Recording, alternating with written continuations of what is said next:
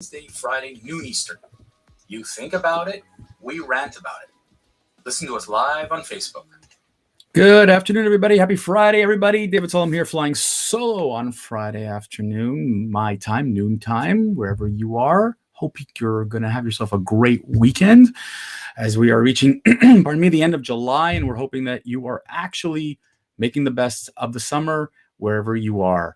Normally, David Solomon, I'm joined by Stuart Brisgell. He would be in Florida. I've been in Montreal, and we talk live. We are unedited, unfettered, unscripted.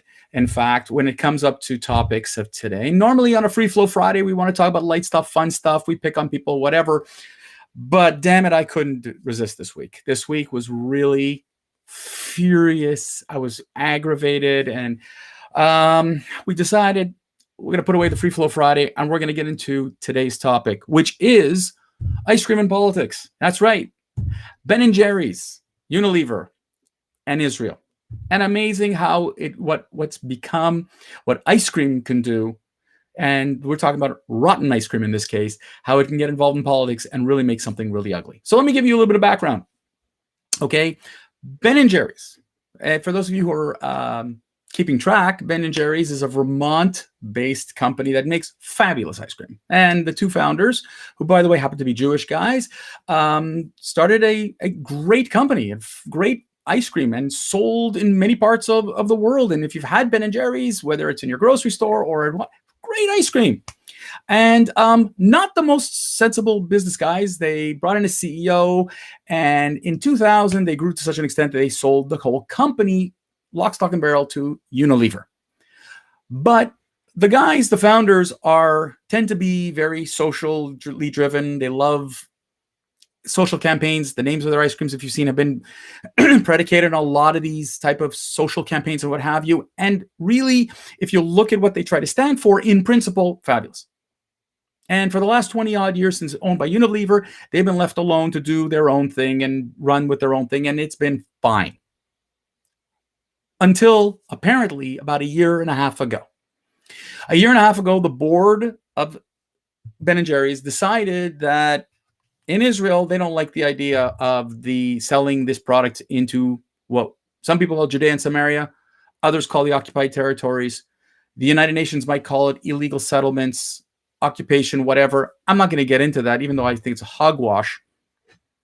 The truth of the matter is that this is a part that they are permitted to sell into. And Ben & Jerry's had been trying for a while to force the Israeli distributor to step away. Now, what was interesting, how this started I don't know if you guys know about this organization. There's a group called Vermonters for the Justice in Palestine. And their attitude is peace, love, and occupation don't mix. And they wanted to boycott Ben & Jerry's. Now, guys, folks, what in the Lord's name do the people in Vermont have to do with what's going on thousands of miles away?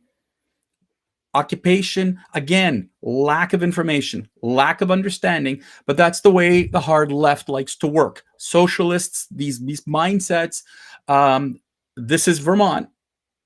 They like to believe that they're here to protect the earth and protect people, and regardless of getting facts right, this is what they're promoting. So they want to boycott Ben & Jerry's, a Vermont-based company, because they sell their ice cream to an Israeli distributor. Imagine, of all the where they want to focus on was on Israel. Now, the board of Ben & Jerry's wanted to comply unilaterally to boycott all sales in Israel. And yet, the Unilever CEO and board heard about this and said, no, this is not what we're going to do. And in fact, the compromise, if you could believe this, was that they wanted to, the board wanted to boycott all of Israel. The compromise was, we're just going to take it out of the quote-unquote settlements, West Bank, Gaza. Now, I mean, look, imagine, if you will, that this is what a company's trying to do. Now, we've seen Coca-Cola get involved in racial politics. We've seen other places, other companies trying to get in here. This really is nonsensical. It's really, really nonsensical. Now, For those of you who may or may not be familiar with Ben & Jerry's, where they're distributed, go to their website. And in the top right-hand corner, you're going to see all these wonderful Western countries that are there. And then there are countries like Malaysia that are there, that have their own set of problems. They are a country that is also has its fair share of human rights violations. And I'm not suggesting that Israel has human rights violations, but I'm saying they are known human rights violators. And yet, let's pick on Israel. Unilever, by contrast, check out, this is where they are all over the world. Let me single out, if I may, a few of my favorite countries. China is distributed. Turkey. In the Middle East, could I go through the whole list of Iran, Iraq, Kuwait, Oman, Qatar, Syria, Yemen. I mean, we're talking about human rights violations of the greatest of magnitude. But nothing. Forget about Africa. So Unilever and Ben & Jerry's have decided that the only country that they're going to single out is Israel. Now, if you're to tell me that, David, this is what we did with South Africa. This is what's happening here. We want to, bring justice. We want to right the wrong. No, that's really not what's happening here. It's not really what's happening here because you have no facts. You're just working on propaganda that's been promoted by media, university professors, politicians who are pushing the colonialist mentality, who are pushing all of this notion that Israel is an aggressor and is a colonialist, and it's a mindset that's being sold and it's bull. And if really Ben & Jerry's and Unilever cared, then they wouldn't go after Israel. They'd be going after other countries. They wouldn't sell in the United States. They wouldn't sell in Canada because you're all colonialists. Come on, like it's all garbage. Even Newsweek, who absolutely has no love for the state of Israel, put it out there that there is a double standard courtesy of Ben & Jerry's. They actually acknowledged that Unilever it's the hypocrisy that look where they're located in these countries where there are human rights abuses, and yet Unilever does nothing. The Israeli Prime Minister threatened Unilever that he is going to retaliate. Thank you. It's about time that these idiots push back and get out of the way. You have no right. This is pure, unadulterated racism. You're going after a country. You're singling out a country. You're no better than the UN that does the same thing. Get out of the way. Ben & Jerry's, get out of the way. It is infuriating to no end to know that Ben & Jerry's really is trying to do harm. It's trying to do harm to an Israeli company. Now, the irony of all this is, folks, is that the people that are going to get hurt at the end of the day are the people they're claiming to protect. It's a crazy, kooky thing. Let me explain. When SodaStream was being boycotted, if you recall a few years ago, right? Their factory was in the West Bank. The owners, prior to Pepsi, employed hundreds of Palestinian workers who received a better than average wage, who had social benefits, and were treated equally. And the employees were thrilled to go to work every day. Thanks to the BDS movement, and thanks to having to force them out of the West Bank, hundreds of Palestinian employees lost their job. The Israeli CEO of Ben & Jerry's is saying the same thing. If you suddenly decide tomorrow morning that you're withdrawing out of Israel, as they're saying, hundreds of Palestinians and Arabs are going to lose their jobs. They're the ones being employed by Ben & Jerry's in Israel. So you're taking food, money, livelihood out of their pockets because you think that this boycott is the right way to go. Social justice. Ice cream and occupation don't make. I mean, this is what you've done. You're causing the problem. You're not helping the Palestinian people. You're hurting them. Boycotts do not work in this case. Sorry, people. If you want to help the Palestinian people, you would promote more cooperation between Israelis and Arabs and Palestinians. You don't believe me? I welcome you to look up a gentleman by the name of Yosef Haddad. Yosef Haddad is an Arab activist who's been screaming and yelling. And by the way, born an Arab, lives in Israel, sick and tired of the Palestinian propaganda, sick and tired of the North American and Western propaganda and the professors that have no idea what's going on in Israel. He is standing side by side next to the Israeli CEO of Ben & Jerry's saying, do not boycott, save Palestinian jobs, help the Palestinians become more autonomous. It is vile what's going on here. Now, normally I would be saying, where's America? Well, I want to applaud America.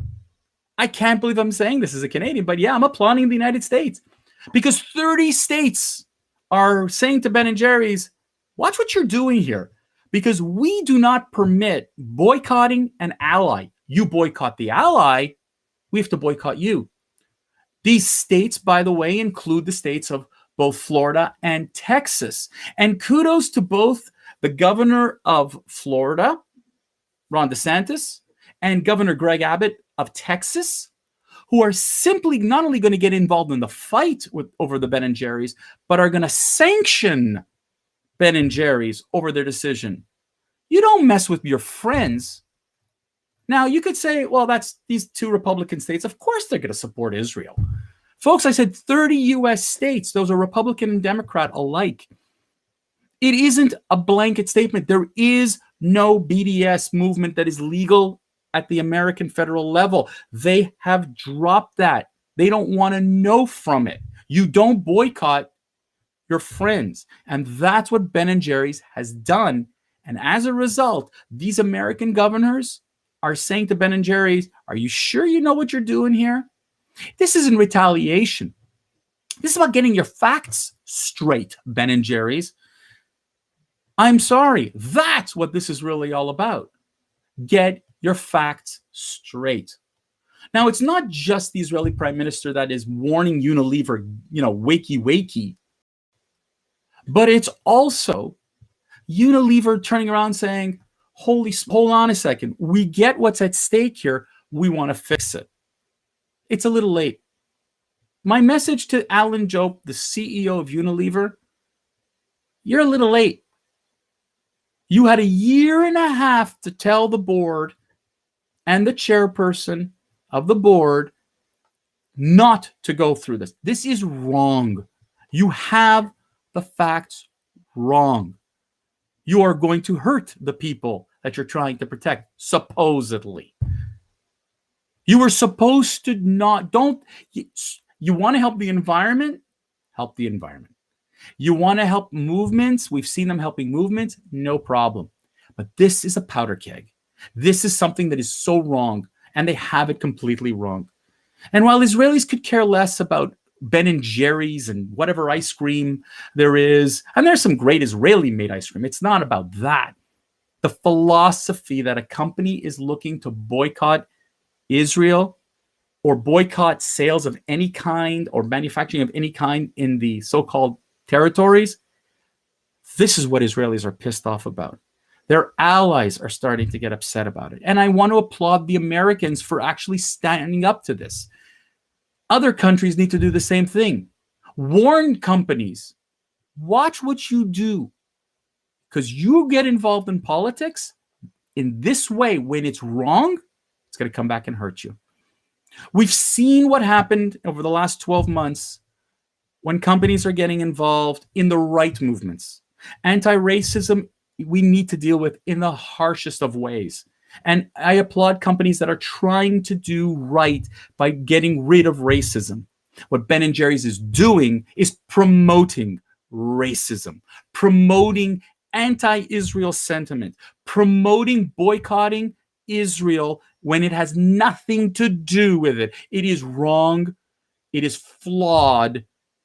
And I'm glad to see that 30 US states are waking up and saying, we will not agree to this. We will not comply. Should Unilever change Ben & Jerry's mind? Great. Should you boycott Ben & Jerry's? That I leave up to you. I'm not suggesting to boycott it. I won't. I will. I'm not suggesting you should. But I'm sending a message to Ben & Jerry's and Unilever today. I'm putting you on notice. And I hope so are you. You get involved and you promote racism in this sense, I won't buy your product. And I'll make sure that everybody I know knows why not to buy your product. Because you, as a racist organization, don't deserve my dollar. So fix the problem, right the wrong, and get rid of the propaganda and just tell the racists we won't comply anymore. Ladies and gentlemen, I welcome all of your comments and we look forward to hearing from you. Next week we'll be on Monday, Wednesday, Friday, noon Eastern. Topics to come. We're going to get involved in stuff, light stuff about vacations, Cuba, and so many more things. I want to wish you all a wonderful weekend, guys. Take care. Good luck. Enjoy. Watch us again on YouTube. Share with all your friends. Share with us on social media. And by the way, when you go to the grocery store and you look at the Unilever products and the Ben & Jerry products, look at the alternatives. Send the right message, please. Want to wish you all a wonderful weekend. Stay well.